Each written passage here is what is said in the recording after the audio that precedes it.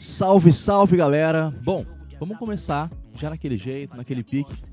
Nosso primeiro vídeo de conteúdo desse ano, vamos começar o nosso conteúdo do segundo ano. Voltando, antes de falar do nosso tema principal, que é função exponencial, vamos voltar no conteúdo lá do ensino fundamental, que vocês já viram, vocês já conhecem de certa forma, mas a gente vai olhar com um pouco mais de cuidado para preparar o terreno para vocês conseguirem mandar bem no conteúdo de função exponencial. Tranquilo? Para começar então, vamos falar de potência. Então, trocando de tela, bora começar. Bom, para a gente começar a falar de potência, um exemplo importante que a gente tem que considerar é a ideia dos juros compostos. Deixa eu botar aqui a canetinha bonitinha.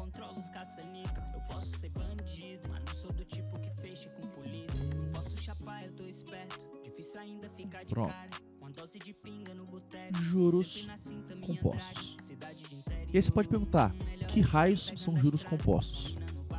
Basicamente, é um dos principais problemas, um dos principais fatores a serem considerados quando a gente vira adulto e a gente passa a pagar boleto. Basicamente é isso. Por quê? Os juros, como todo mundo já tem uma noção do que significa, são um aumento, um acréscimo no que você vai pagar, dependendo do tempo que você vai esperar para pagar. Por exemplo, se eu vou comprar, sei lá, um carro e eu não tenho dinheiro para poder pagar à vista, eu vou parcelar em várias vezes e vou pagar um pouco a mais do que o valor original. E o nome dessa diferença é o que a gente chama de juros. Só que existem dois tipos de juros.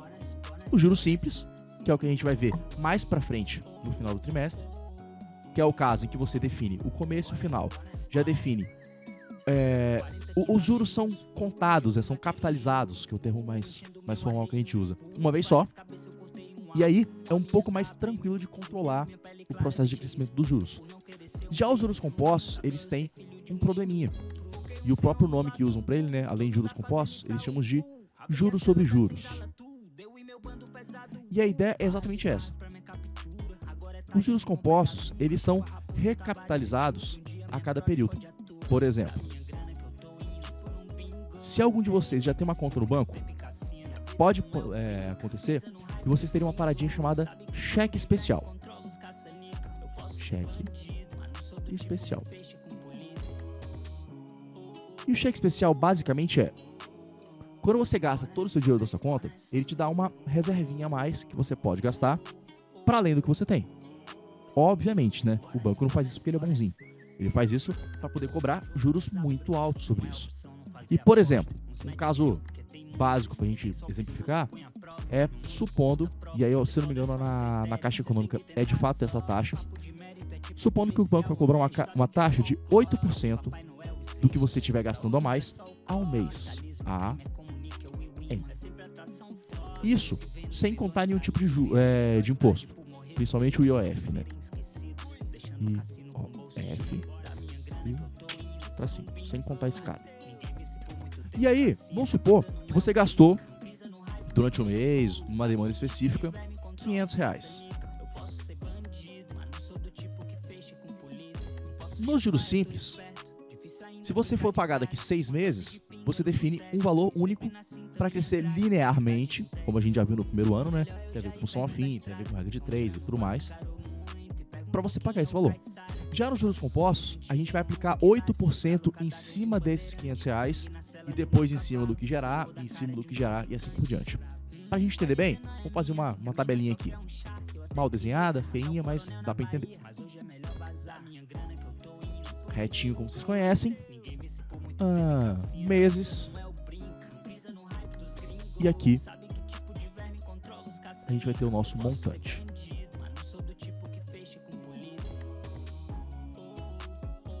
Mais um tracinho retinho. Pá. Depois de um mês, a gente aplica 8% em R$500. Vou colar esse valor para adiantar nossa vida? Dá exatamente R$540. Tranquilo. Se eu usar os juros simples, vou até botar aqui para a gente comparar.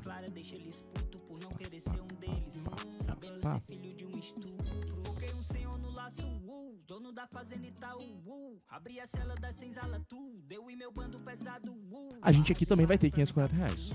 Primeiro mês é igual. A diferença é que nos juros compostos, quando chega o segundo mês, você já não aplica os juros em cima dos R$500 iniciais. se aplica em cima do 540.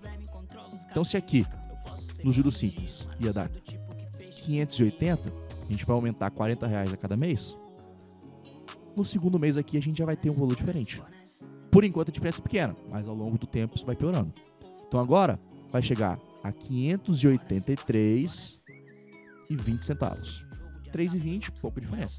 Mas bora pro terceiro mês.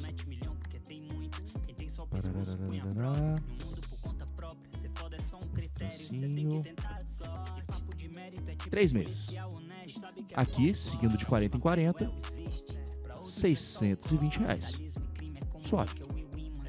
Só que nos juros compostos fica diferente. Em vez de ser 620, já vai para cifrão 629,86. Ou seja, o que eram R$3 de diferença aqui já viraram 9 e pouco, né? Quase 10 conto. E com 4 meses? Com 4 meses, o que aqui seriam?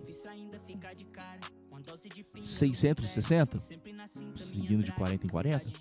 Aqui já passa a ser 680,24. Ou seja, já aumentou R$20 nessa brincadeira.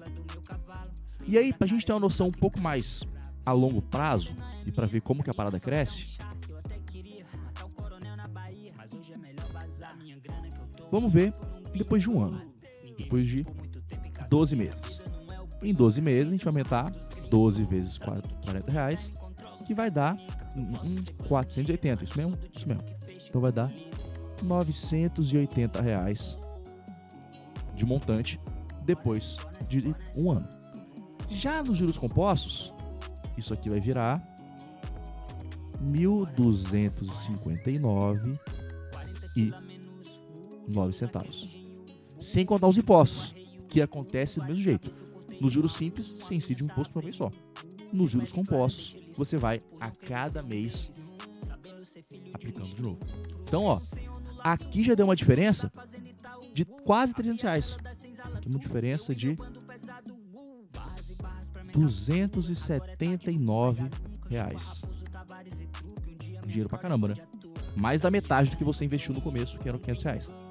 Então, pra gente entender como funcionam esses juros compostos, e aí, dentro dessa brincadeira, a gente vai falar da função exponencial, e começando tudo, a gente fala de potência, a gente precisa estudar um pouquinho desse conteúdo.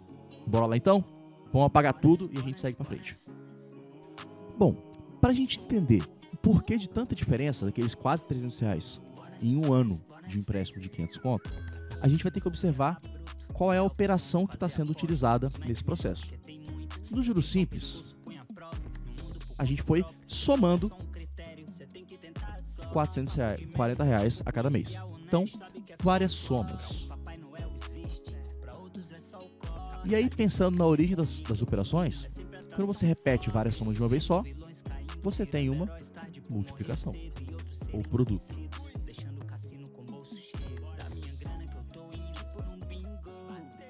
Já nos juros compostos, funciona um pouquinho diferente. Em vez de serem várias somas, agora vão ser várias multiplicações.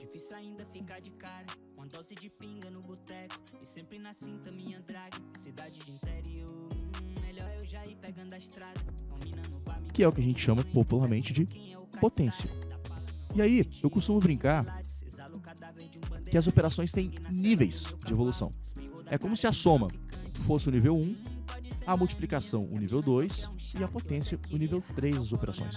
Porque uma vai evoluindo para a outra. E é aqui em que a gente vai focar nossa atenção nessa primeira parte do nosso trimestre, nesse nosso primeiro parte do conteúdo. E aí, para isso, eu vou pegar alguns exemplozinhos básicos para facilitar a nossa vida.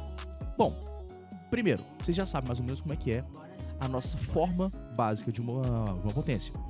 Primeiro, um númerozinho embaixo, por exemplo, 8, e depois um númerozinho em cima, por exemplo, o 1. O que significa esses caras? O 8 é o que a gente chama de base. É o número que vai ser multiplicado por ele mesmo. E o númerozinho de cima, que a gente chama de expoente, é a quantidade de vezes que esse cara está multiplicado. Então aqui, se é 8 elevado a 1, é 8 uma vez só. e acabou. Por outro lado, se eu pegar, sei lá, outro número, o mesmo 8. 8 ao quadrado, eu vou ter 8 vezes 8, que dá 64. Ah, beleza, com o número positivo tá tranquilo. E com o número negativo? Beleza, vou pegar o menos 2. E aí eu vou pegar dois exemplos para a gente poder observar. Primeiro, menos 2 ao cubo, a terceira potência, e menos 2 à quarta potência.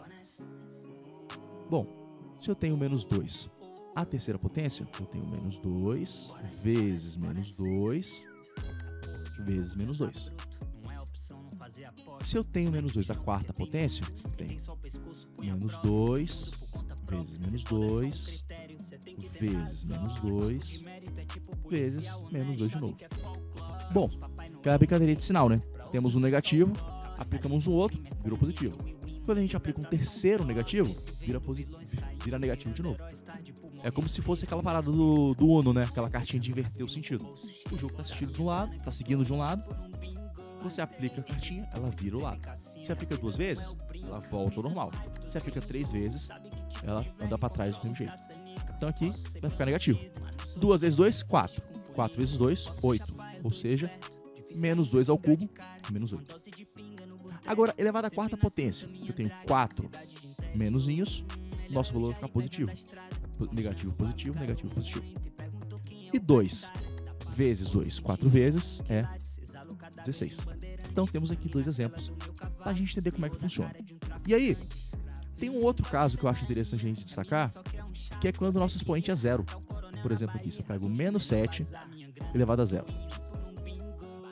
Bom, como que isso acontece? Ou, o que acontece nesse caso, né? Mais pra frente eu vou explicar pra vocês por que isso acontece. Mas por agora, pra gente relembrar já de forma direta, vamos lembrar aqui, se o expoente é zero, e a nossa base não é zero, porque é um caso mais problemático, a nossa potência sempre dá 1. Menos 7 elevado a zero, 1. 2 elevado a zero, 1. 1 milhão elevado a zero, 1 também. E aí mais pra frente eu vou explicar pra vocês por que dá 1, mas vamos lembrar disso. E aí pra formalizar legal, você tem uma potência A elevado a M. Como eu falei com vocês, o nosso A é o que a gente chama de base, enquanto o nosso M é o que a gente chama de expoente. Por isso que a função que a gente vai estudar agora é a função exponencial, porque a nossa variável está aqui, no nosso expoente. Tranquilaço, né? Basiquinho para relembrar o que é uma potência, primeiros casinhos, suave. Então agora, para a gente entender um pouco mais sobre isso e dar um segundo passo no nosso estudo, bora entender algumas propriedades das potências. Basicamente, a gente tem 5 propriedades para trabalhar com as potências. E aí, eu vou enumerar cada uma delas bonitinho e a gente vai entender um pouquinho sobre como cada uma delas funciona. A primeira é o básico, quando a gente tem a potência, duas potências de mesma base, e a gente multiplica uma pela outra. Basicamente eu tenho o quê? A elevado a m vezes a elevado a n. Exemplinho para a gente ver isso. Deixa eu puxar aqui um que eu já tenho anotado. Tá. Por exemplo, 5 ao quadrado vezes 5 ao cubo. Quando eu tenho isso, 5 ao quadrado eu tenho 5 vezes 5. Fácil. Já quando eu tenho 5 ao cubo, eu tenho 5 vezes 5 vezes 5, não é? Eu tenho 3 vezes daqui e 2 vezes daqui. Só que quando eu junto todos eles em linha reta, eu estou multiplicando 5 várias vezes, né? No caso aqui, 5 vezes. E é exatamente o que acontece. Quando eu tenho duas potências com a base igual sendo multiplicadas, eu repito essa base e somo os dois expoentes. Então ficou 5 aqui. Tranquilo, gente? Usando aqui a forma mais geralzinha, usando letras, a gente vai repetir o nosso A e vai somar M mais N. Suavinho, né? Esse aí tá parecendo um H, mas vocês entenderam. Já o nosso segundo exemplo tem a ver com esse primeiro, nossa segunda propriedade, só que ao contrário. Se eu tenho A elevado a M dividido por A elevado a N. E a lógica é a mesma. Se eu pego aqui, por exemplo, 2 elevado à sexta. Cadê o pontinha? 2 elevado à sexta dividido por 2 elevado à quarta, eu passo a ter 2 vezes 2 vezes 2 vezes 2 vezes 2 vezes 2 dividido por 2 vezes 2 vezes 2 vezes 2, 4 vezes. O que acontece aqui, então? A gente pode simplificar, né? Você está multiplicando por 2 e dividindo por 2, posso cortar. De novo aqui, enquanto tiverem 2 no denominador. O que sobrou? Só 2 se multiplicando. Então aqui vai ficar 2. Opa, mais um 2 mais bonitinho aqui. Elevado à segunda potência. E é exatamente isso que a gente faz. A gente repete a nossa base e subtrai os expoentes. Sem mistério, sem dificuldade. Terceira propriedade. Terceira, ela tem um nome um pouco complicado, mas o princípio é o mesmo. É a famosa potência de potência. Eu tenho A elevado a M e essa potência toda está elevada a M. E aí, eu vou pegar um exemplo aqui para a gente ver, só que para eu ilustrar isso bonitinho, isso ia dar muito trabalho. Mas, por exemplo, se eu tenho 6 elevado à quarta elevado ao cubo. Basicamente, eu tenho 6 elevado à quarta vezes 6 elevado à quarta vezes 6 elevado à quarta, né? Fácil. Aquela parada que a gente viu em cima, né? Fase repetida, mudando expoente. Então eu vou somar. 4 mais 4 mais 4, 12. Só que se eu estou somando 4 3 vezes, o que eu estou fazendo? Estou multiplicando. Então é isso que a gente faz. A gente repete a nossa base e multiplica os expoentes. M vezes N. Deu para entender, gente? Eu sei que essa é um pouquinho mais complicada que as outras duas, mas dá para levar, né? Suave. A gente repete a nossa base e multiplica os dois expoentes. Quarta propriedade. Nossa quarta propriedade é... Se eu tenho duas bases se multiplicando, no caso aqui A vezes B, e estou levando essa multiplicação, esse produto, a um expoente M. Quando isso acontece, eu posso aplicar uma espécie de distributivo, o famoso chuveirinho. Eu vou ter A elevado a M vezes B também elevado a M. Exemplinho disso aqui para ficar fácil. Vou olhar aqui bonitinho. Estou olhando aqui porque são os mesmos que estão na sala de aula, né? Vocês vão ver isso no quadro também para ninguém perder. Se eu tenho, por exemplo, 2x, posso pegar uma expressão algébrica que está na mesma, elevado à quarta potência. Aí sim. Se eu quiser organizar legal, eu vou fazer 2x vezes 2x vezes 2x vezes 2x, quarta potência. O que eu tenho? 4, 2 e eu tenho 4x. Ou seja, eu tenho 2 à quarta potência vezes x também elevado à quarta potência. É só isso. Eu distribuí o nosso expoente olhando para os dois.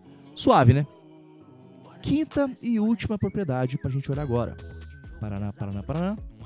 É o caso parecido com esse de novo, só que ao contrário. Se eu tenho uma fração, uma divisão, A sobre B, A dividido por B, também elevado a M. E o princípio é exatamente o mesmo. A gente vai fazer uma distributivazinha em cada um. Então vai dar o nosso numerador, que é o A, elevado a M, dividido pelo nosso denominador, que é o B, também elevado a M. Prontinho. Exemplinho para acabar mais um bloquinho do nosso conteúdo. 5 sobre 2 elevado à terceira potência. Bom, vai ser 5. Ah tá, montando parte por parte, né? 5 sobre 2 vezes 5 sobre 2 vezes 5 sobre 2. Aí sim, multiplicação de fração que vocês viram lá no sexto ano. Multiplica o numerador, multiplica o denominador. Então 5 vezes 5 vezes 5, 5 ao cubo. Peraí que a coisa sumiu. 5 vezes 5 vezes 5, 5 ao cubo. E 2 vezes 2 vezes 2, 2 ao cubo. Pronto, aplicamos os dois. Suave, né, gente? Sem mistério, sem sofrimento. Essas são as primeiras operações. Para a gente poder encerrar as nossas propriedades, eu vou trazer uma propriedadezinha extra, como um exemplo extra. Exemplo extra. E esse é importante por quê? Porque ele pode ser aplicado em vários contextos fora da matemática também. Por exemplo, na química, utilizando notação. Vocês vão ver isso aí bastante pra frente. Que é o quê? Quando o nosso denominador é negativo. Quando o nosso expoente é negativo. Por exemplo, se eu pego aqui a fração 7 sobre 3... 7 sobre 3... E eu elevo essa fração a menos 2. O que acontece? Basicamente, eu pego o meu expoente, tiro o sinal de negativo dele, mas inverto a fração. E aí, eu passo a ter, em vez de 7 sobre 3, eu passo a ter 3 sobre 7, aí sim, ao quadrado. E a gente já viu pela última propriedade, né? 3 ao quadrado, 9, e 7 ao quadrado, 49. E acabou assim. Tranquilo, galera.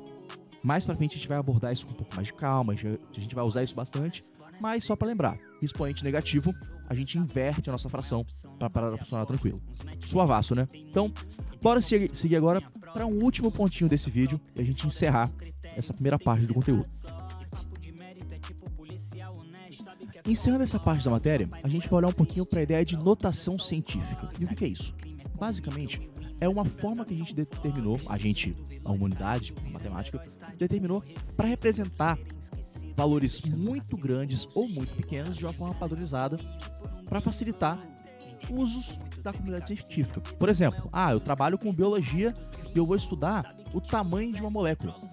O tamanho de, sei lá, de uma célula ou de uma bactéria, o que for. São coisas muito pequenas. E se a gente fosse escrever em número decimal, ia ficar 0,000000 centímetros. Paraná. Ou se eu trabalhasse, sei lá, com astronomia e eu queria ver uma distância enorme entre um planeta e outro, ia ficar 1, 2, 3, 5, 9, 8, 7, parará, quilômetros. Grande pra caramba. Então, para facilitar isso, a forma de a gente se comunicar e de expressar as informações, a gente tem o que a gente chama de notação científica. E basicamente o que é? A gente pegar um número muito grande e escrever com potências de 10. Por que potência de 10? Porque a potência de 10 ela tem a ver com a quantidade de zeros que vai ser usado. Porque 10 elevado à primeira potência é 10. 10 ao quadrado é 100. 10 à terça potência é 1000. 10 elevado à oitava potência, 1zinho e 8 zeros. Então isso dá uma noção pra gente do que a gente chama de ordem de grandeza. E é isso que a gente vai fazer aqui. Para entender bem como é que isso funciona, eu vou pegar alguns exemplos que eu anotei aqui que podem ser úteis pra gente ilustrar a nossa ideia. Apagando tudo aqui bonitinho, parará.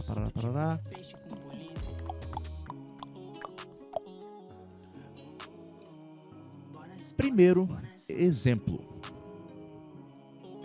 A famosa velocidade da luz. É uma expressão que vocês já ouviram falar bem. Com certeza alguém já ouviu falar disso em algum lugar. Mas às vezes a gente não dá muita atenção para o que significa.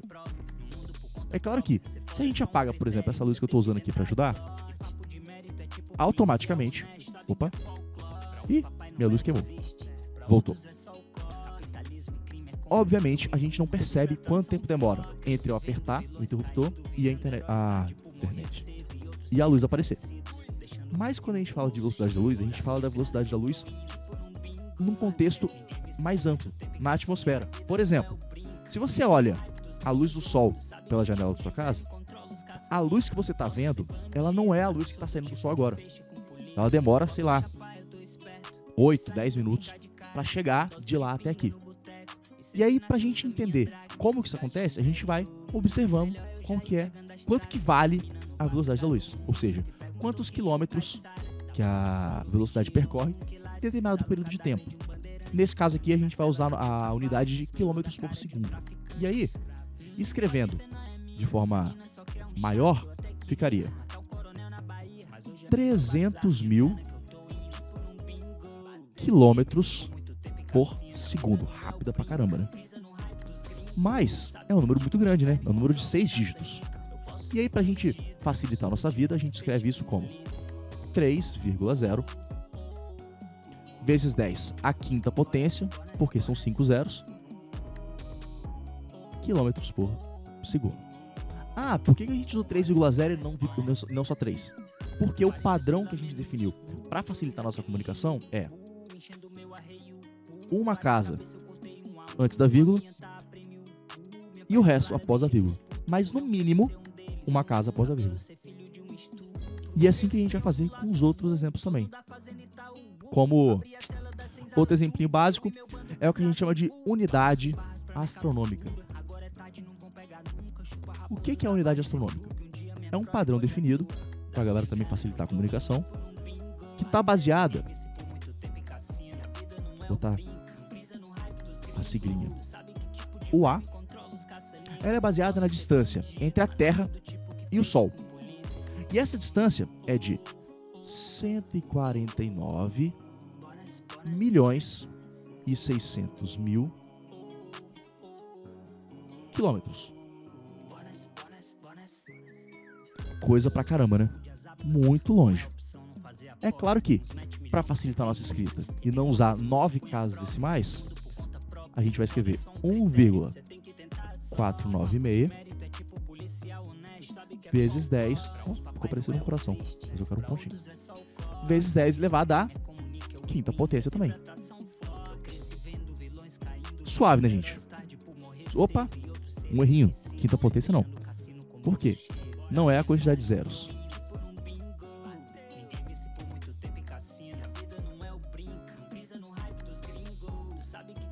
Um vírgula 496 vezes 10 elevado a quanto? Elevado à quantidade de casas que a gente vai ter que acrescentar. Então, se a vírgula veio para cá, eu vou ter uma casa, 2, 3, 4, 5, 6, 7, 8. Então, é 1,496 vezes 10 à oitava quilômetros. Facilita também para a gente ter uma noção da grandeza entre as coisas. Claro que aqui são dois valores de unidades diferentes. Uma é uma velocidade e outra é uma distância. Mas a gente consegue ter uma noção olhando só para o expoente para ver qual é a diferença. No caso aqui, demoraria muito tempo para a luz viajar entre a Terra e o Sol. Ou, no caso, o Sol e a Terra, né? Ou, por exemplo, se eu quiser comparar a distância do Sol para a Terra com, sei lá, do Sol para Júpiter, que vai ser, obviamente, muito maior, porque é muito mais longe do sistema solar. Outro exemplinho que abre bastante discussão. Eu não sei se vocês já ouviram essa palavra em algum momento, eu tenho quase certeza que sim, que é o nosso famoso bit, que não é bit de música, mas é bit de unidade de dados na internet. Se vocês não ouviram essa palavra, provavelmente vocês ouviram essa aqui. O byte. Gigabyte, terabyte, megabyte por segundo e assim por diante. O que são bits, o que são bytes? Basicamente, um computador, que pode ser um computador mesmo, ou um celular, hoje em dia até calculadora, iPod, qualquer tipo de aparelho digital, funciona a partir de impulsos elétricos. E o bit é um desses impulsos elétricos. E esse impulso é o famoso código binário, porque ele só vai funcionar como 1 ou 0, como ligado ou desligado. É como se fosse um sensor que recebe impulsos de agora liga, agora desliga, agora vale, agora não vale, sim, não, sim, não, sim, não. É assim que funcionam os nossos impulsos, no caso aqui, impulsos elétricos. E aí, esses impulsos elétricos que os computadores leem, vou escrever bonito para ficar formal, vou escrever os PCs só para facilitar. Que os PCs leem, eles têm valor de 1 ou 0. A gente tem duas opções a serem usadas. Só que, para a gente organizar isso melhor e poder caber mais informações, a gente tem a noção de byte. E um byte, basicamente, são 8 bits. Ou seja, 2 à terceira potência. Só que, obviamente, se a gente for trabalhar com potência de 2, a gente tem 2, 4, 8, 16, 32, 64, 128, 256, 512, 1024, 2048, 9096, 4096 e parará. A gente não quer trabalhar com valores tão quebradinhos. Então, o que o pessoal começa a organizar a partir dos bytes? A noção de kbyte, megabyte, gigabyte, terabyte e assim por diante. Basicamente, a gente tem que 1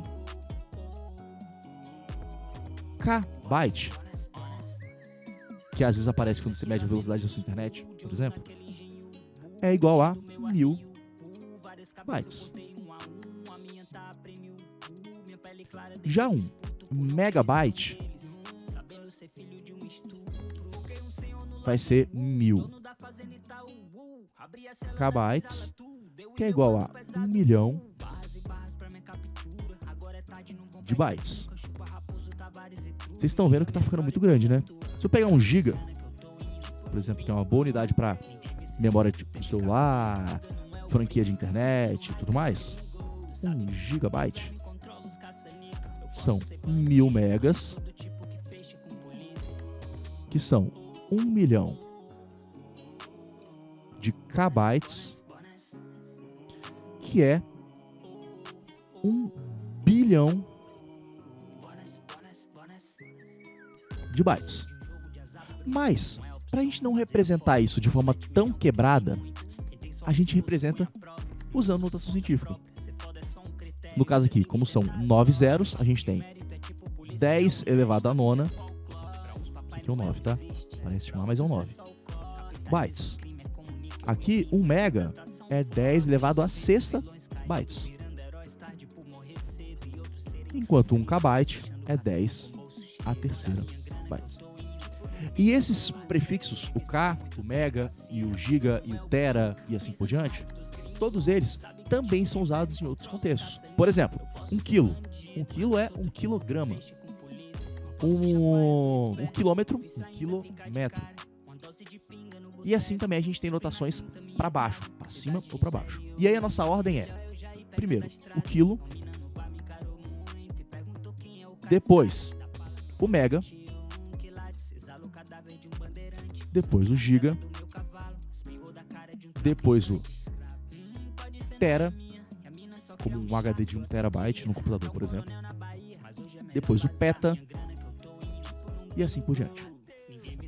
E também vale isso diminuindo, porque um ml, você toma uma garrafinha de, sei lá, uma latinha de refrigerante de 350 ml, são 350 mililitros, por exemplo.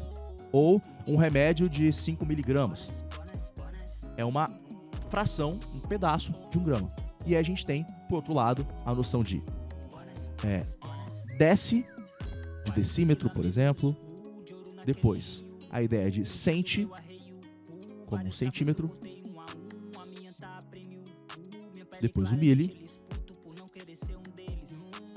de mililitro, de miligrama, de milímetro. Depois, o micro, e é nessa casa em que a gente fala, por exemplo, de objetos microscópicos. Não é algo que é muito pequeno, só por... Micro não significa muito pequeno, significa em tal grau pequeno. E abaixo do micro, a gente tem o nano, como, por exemplo, a nanotecnologia. E a lógica é a mesma. Do quilo pro mega, do mega pro giga, do giga pro tera e do tera pro peta, a gente tem um aumento de 10 à terceira potência. E já descendo aqui, desce pro centi, do centi pro mili, do mili pro micro, do micro pro nano, a gente passa a ter os expoentes negativos. Desce pro centi, é 10 elevado a menos 1. Centímetro-milho também é 10 a menos 1. E a partir daqui, a gente passa a ter 10 elevado a menos 3. E 10 elevado a menos 3. E do nano para baixo, a gente vai seguindo e diminuindo cada vez mais. Lembrando que sempre a gente pegou alguns exemplos para poder ver, só que isso aqui vai seguindo, aumentando para um lado ou diminuindo para o outro, da mesma forma. Tranquilaço, né, gente? Então agora, para vocês começarem a colocar isso na prática e a gente poder discutir um pouquinho sobre isso, a gente tem nossa primeira lista de exercícios. Eu vou passar na sala, que está aqui no site para vocês verem também, e para a gente encerrar. E pra gente não falar só de matemática nesse vídeo, né? A música que tá tocando no fundo aqui é a música Bingo do Noelle. E todo vídeo que eu fizer pra vocês eu vou tentar indicar alguma coisinha que eu estiver ouvindo pra vocês conhecerem um pouquinho mais e a gente trocar essa ideia. Fechou? Bons estudos, até a próxima e valeu!